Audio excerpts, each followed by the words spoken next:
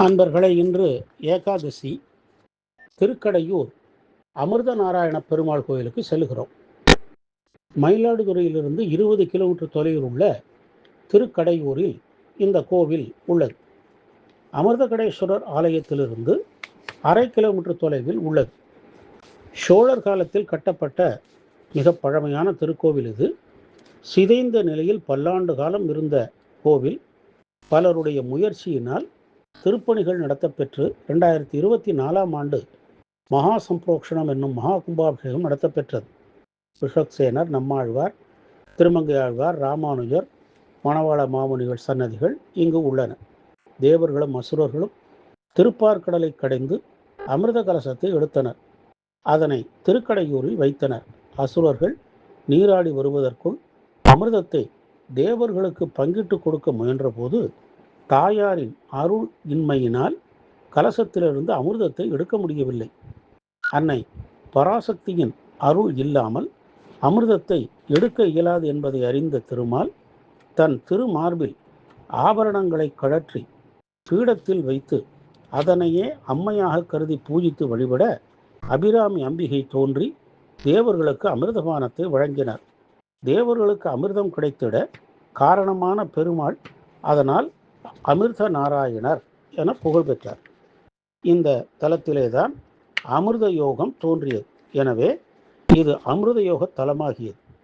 பெருமாள் இருந்தருளும் பெருமாள் என்னும் திருநாமத்தையும் பெற்றார். அமிர்த நாராயணரை வழிபட்டால் ஆரோக்கியம் உண்டாகும்.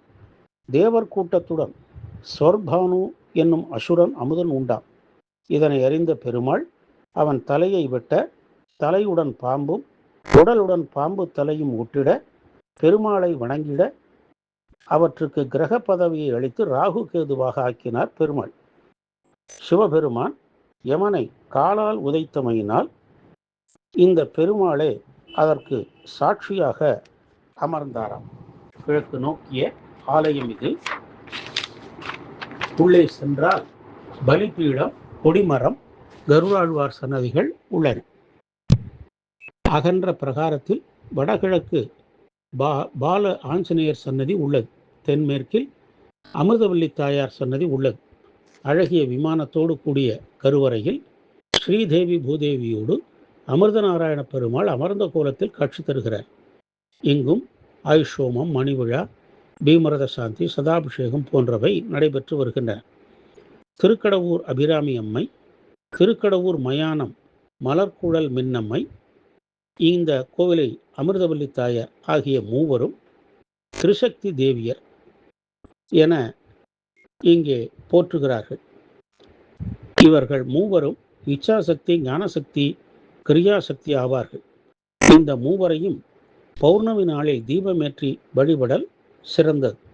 இவ்வாறு 9 பௌர்ணமிகள் வழிபட்டால் நினைத்த காரியங்கள் நிறைவேறிடும் என்பது ஐதீகம்.